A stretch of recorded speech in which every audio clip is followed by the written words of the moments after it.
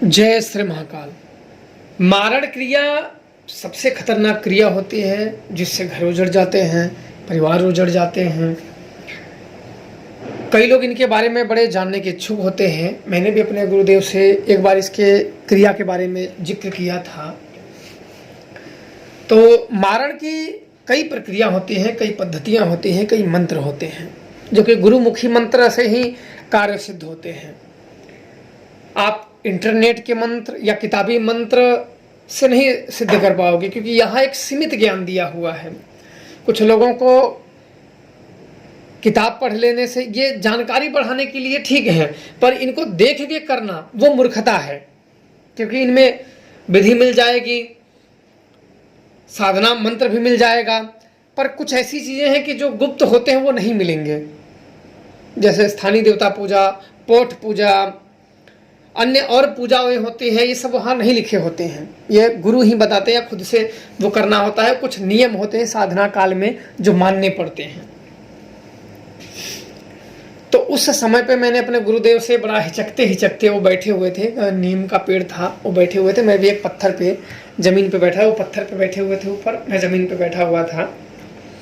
मैंने कहा, गुरुजी उन्होंने मुझे बंगाल की मोहनी, उसे बंगाल की जादूगरनी, बंगाल की भवानी या बंगाल की मोहनी, तीनों एक यहीं को बोलते हैं, और फूलमती और आकाश मोहनी, ये तीनों शक्तियाँ जब मुझे दिए थे तो मैं ये नहीं जानता था ये मारण की शक्तियाँ में बड़े अचूक काम करती हैं।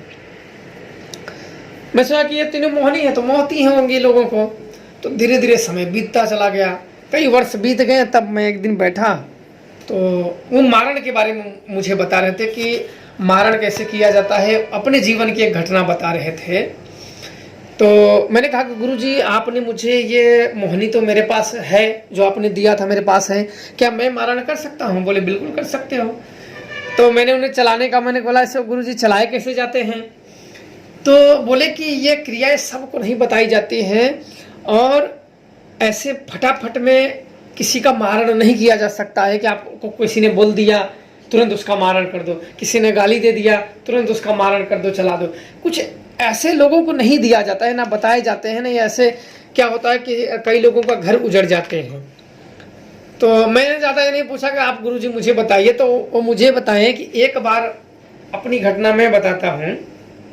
उन्होंने, मेरे गुरुदेव ने मुझे बताया, एक कहानी के माध्यम से मुझे समझाया।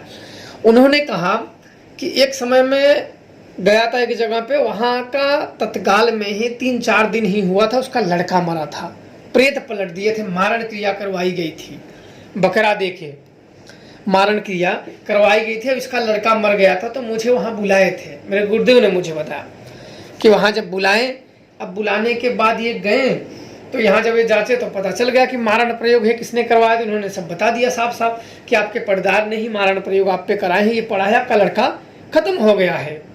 कई लोगों ने दिखवाए पर रुका नहीं, तत्काल में जितने भी अड्डे जानकार थे सब लोगों ने दिखवा, लेकिन मारण रुका नहीं। तो पलटा, खट्ट देना मारा, खून की उल्टी किया, खत्म। तो उसके बाद ये गए, बोले हमें भी पलटना है। बोले मैं किसी के पास जाता नहीं हूँ। बोले गुरुजी, इनको, मेरे गुरुदेव को बोले, गुरुजी जितना पैसा लगेगा, जितना खर्चा लगेगा मैं दूंगा, पर आप मेरा उद्धार करिए, उस शत्रु को दंड दीजिए। तो बोले गुरुदेव मैं क्या करूँगा पैसा, तो बहुत रोने लगे। तो ये बोले चलो अच्छा ठीक है। तो ये बोले कि, मेरे गुरुदेव बोले कि मैं वहाँ गया, और जाने के बाद इन तीनों मोहनियों को बुलाया, तो मुझे भी बड़ा वो लगा कि ये तो मेरे भी पास ये शक्तियाँ हैं। तो उन्होंने इन तीनों शक्तियों को बलि दिया, एक एक बकरे बलि दिया, उनका जो विधान होता है उस तरीके से किए, और मारण की क्रिया, उसका मारण उसी पे पलट दिए, उसी पे पलटे। और उस घर में वो पलटे ही थे, अभी पलटे आधे घंटे में वहाँ रोवाई, क्योंकि पर्दार लोग अगल बगल ही रहते हैं, रोने लगे, सब चिल्लाने लगे। तब पता चला कि 3 लड़कियां मर गई हैं, बिल्कुल जवान लड़कियां 3 मर गई। तो मेरे को बड़ा दुख हुआ, करी कहानी सुन के, मैं सुनते सुनते मेरे को बड़ा दुख लग गया, करी यार ये तो 3 मर गई। फिर मैं वहाँ कुछ बोल नहीं रहा था।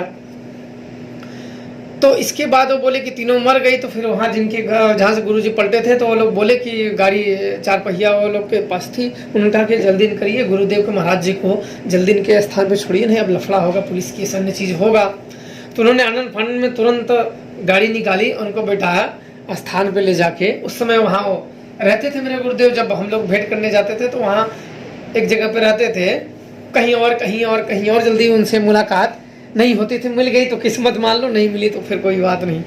तो वहाँ से चले गए। तो उन्होंने मुझे ये क्रिया बताई थी उस समय पे, जब मैं बता रहे थे तो उन्होंने कहा कि मैं तुम्हें दृश्य दिखा रहा हूँ। तो मेरे को बड़ा आश्चर्य हुआ कि अरे कौन सा दृश्य मैं देखूंगा। मेरे को बड़ा अच्छा हुआ कि आज मैं उसका साक्षी बनूंगा। तो उन्होंने क्या किया, तुम आंख बंद करो। आंख बंद मैंने किया। अब करने के बाद कुछ सामग्री, मेरे आंख तो बंद थी, कुछ थी, मुझे लगा वो कोई पीले सरसों होंगे। उन्होंने कुछ मंत्र बुदबुदाए, ठम ठम ठम ठम ऐसे कुछ मंत्र। मुझे तो सही से याद नहीं, क्योंकि मैंने पूरा मंत्र सुना नहीं और वो बड़ी पुरानी बात हो गई तो मुझे याद भी नहीं है। कुछ मंत्र मैंने सुना और सुनने के बाद मेरे ऊपर वो सरसों फेंकने के बाद जैसे कोई धक देना झटका लगा हो, बिल्कुल सीने पे आके लगा और एक औरत मुझे दिखने लगी। और बीच में दोनों तरफ, एक तरफ खाई थी, इस बगल इस तरफ भी खाइयाँ थी, बहुत गहरी खाइयाँ नहीं थी। और एक वृक्ष था, मुझे अंदाजी में बता रहा हूँ, अंदाजा ही, शायद वो पीपल का वृक्ष होगा, कंफर्म नहीं पता था क्योंकि ध्यान में थोड़ा सा धुंधला धुंधला दिख रहा था वो मुझे। आगे जब मैं बंद किया था दिख तो रही थी, पर थोड़ा सा वो पेड़ इर्द गिर्द के धुंधले धुंधले दिख रहे थे। वो औरत एक महिला थी, वो बहुत भयंकर दिख रही थी। उसकी जीभ कम से कम 40 फुट इस साइड और 40 फुट इस साइड, और बिल्कुल आगे जाके सांप की तो 2 जीभ होती है, उसकी एक जीभ ही थी बिल्कुल नुकीली। अब तक तक जब वो जीभ निकालती नहीं तो बड़ा भयानक उसकी आवाज आती थी। वो इधर निकालती थी, उधर निकालती थी। उस समय मैं क्या देख रहा था कि आदमी इधर से भी आ रही थी, भक्षण कर रही थी, सभी आदमियों के, सब आदमियों का वो भक्षण कर रही है। इधर से भी आ रहे हैं, उस जो कुआं है, जो थोड़ा सा नहर जैसे बने हुए थे, उस आदमी में गिर रहे थे, वो इधर जीभ करती थी, उनका भक्षण कर लेती, इधर करती थी, सभी का भक्षण कर रही थी। तो उस समय मेरे गुरुदेव ने कहा कि आप सत्य और झूठ उसे पूछिए। तो मेरे तो उसको देख के ही ये हुआ कि मुझे ही ना वो चटकर जाए, क्योंकि इतना भयानक उसका रूप देख के ना मेरे अंदर एक डर पैदा हो गया। और उसके ये हुआ कि वो मेरे को ना ही देखे तो ठीक है, मुझे इससे कुछ जानना नहीं, सत्य और झूठ क्या है। तो बोले कि तुम पूछो। फिर गुरु की आज्ञा थी, मैं डरते डरते मैंने कहा कि देवी हाथ जोड़ के, मतलब ध्यान में था, हाथ जोड़ लिया। इतना उसका भयानक, अब ये है कि मैं शब्द से बता नहीं सकता कि कितनी भयानक वो स्त्री थी। तक तक मैं वो सब मुंह से बता भी नहीं सकता, नहीं भयानक उसकी आवाज़ें थी, अब भक्षण कर रही थी। तो मैंने इसे पूछा तो उसने कुछ उत्तर नहीं दिया, पर दिखाने लगी, अपने हाथ से ध्यान मुद्रा में बैठ गई, पर जीभ का उसका जो क्रिया थी वो वही कर रही थी। एक साइड से जो झूठ था उसके हाथों से, वो समझ पाया मैं, एक अंधेरा प्रकाश, अंधेरा निकल रहा था उसके हाथ से, अब एक साइड से वाइट, और दोनों आपस में उसी में मिल जा रहे थे। मेरे को और ज्यादा, अब इसमें मैं क्या समझूं। अब समझने के बाद ये हुआ कौन झूठ है कौन सत्य है, क्या झूठ है क्या सत्य है, मैं और कंफ्यूजन में पड़ गया। कोई एक चीज हो, उसी से सत्य भी आ रहा है, उसी से झूठ आ रहा है। तब उस समय पे एक स्वर गुजा, मुझे किसका गुजा वो नहीं पता, उससे यह मुझे ज्ञात हो गया, सब समझ में आ गया कि सत्य और झूठ हमारे जो विचार होते हैं इसमें उत्पन्न होते हैं। हम जिसे सत्य मान ले तो वो सत्य हो गया, जिसे हम झूठ मान ले वो झूठ हो गया। पर जाना समाना एक ही है, एक ही जगह से पैदा हुआ है। और यहाँ जो भक्षण कर रहे हैं इससे सत्य और झूठ से कोई लेना देना नहीं है। किसी का भक्षण करे उससे कुछ भी लेना देना नहीं। उसकी जैसे पाप कर्म में अगर आके उस वहां उसके द्वार आए तो फिर किसी भी प्रकार का आपको शब्द तक बोलने का मौका नहीं दिया जाएगा। ऐसे वो भक्षण कर रही थी। और सत्य झूठ जानने के बाद इतना मुझे कंफ्यूजन हुआ कि एक ही देवी से वो सत्य भी आ रहा है झूठ भी आ रहा है, उसी में समा रहा है, इसको क्या माने। इसका मतलब मुझे एक ही समझ में आया उस समय पे कि निष्काम भाव से सेवा करनी चाहिए। हमें किसी भी प्रकार की ज़्यादा इच्छाएं नहीं रखनी चाहिए, ज़्यादा लालचा नहीं रखनी चाहिए। तो मैं और देर तक रहा, काफ़ी भय के कारण आया, तो मुझे बिल्कुल एकदम पसीना पसीना हो गया। और उस समय पे जब मैं थोड़ा सा जागा, फिर बोले आंख बंद करो, तो मैं अपने शरीर से निकल के एक क्षण में उस समय अपने गुरु के साथ अपने शरीर से निकल के मैं अपने आप को देख पा रहा था। तो मेरे को बड़ा डर लग गया कि कहीं मैं मर तो नहीं गया, ये क्या हो गया। अपने शरीर को खुद मैं बैठा देख रहा हूँ, इर्द गिर्द सब कुछ को, और अपने आप को खुद मैं बैठा देख रहा हूँ। मेरे को बहुत भय हो गया बिल्कुल कि ये क्या हो गया, लगता है कि ये देवी ने मुझे भी भक्षण कर लिया क्या, पर अपने आप को देख रहा हूँ। जब मैं थोड़ी देर के बाद जब गुरु का मुझे हाथ ही बस दिखा कि जब मेरे सिर पे रखे तो अचानक नींद खुल गई। तो मैंने तुरंत गुरु को प्रणाम किया कि बाप रे अभी तो जिंदा हूँ मैं। वो क्या था, तो उन्होंने मुझे कुछ गुप्त जानकारियाँ उसके बारे में दी, एक प्रक्रिया दी।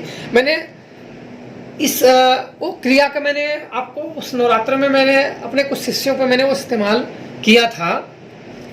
तो उस समय पे मेरे गुरुदेव ने कहा कि जब भी कार्य कोई करो, कोई भी सिद्ध साधक हो या कोई तांत्रिक साधनाएं कर रहा हो, कुछ भी कर रहा हो, जब वो धन के लुप्त में आ जाता है। मैंने उनसे एक बार कहा था, मैंने बोला गुरुजी आपको तो इतनी बड़ी शक्ति है, आप तो चाहो तो कुछ भी कर सकते हो, कमा सकते हो।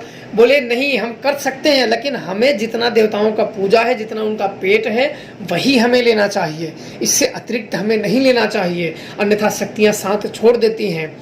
लोगों की तरह ऐसे लूटना खाना करोगे तो फिर शक्तियों से चले जाओगे, अंत में प्रेत योनि में भटक जाओगे। इस बात का विशेष ध्यान रखना चाहता है। उतना ही करो जितना आपका मेहनत है, जितना हो आपकी शक्तियों के पेट पे लात ना लगे, उतना ही करना चाहिए। तब मुझे उन बातों से एक चीज समझ में आ गया कि सांसारिक जिनकी समस्याएं हैं उनको ठीक कर दो, पर कम से कम लोगों से घुलो मिलो।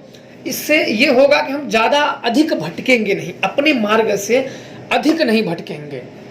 किसी का ज्ञान हो ना हो, पर हम अधिक भटकेंगे नहीं। महादेव तो है ही आदि गुरु, और उनके माध्यम से अगर किसी गुरु द्वारा हमें गुरु मंत्र भी प्राप्त हो जाए तब भी हमारे लिए अति उत्तम है, जो हमारे गुरुदेव ने ही मंत्र दिए थे, ओम शिव गुरु गोरख, और इसके आगे मैं बोल नहीं सकता।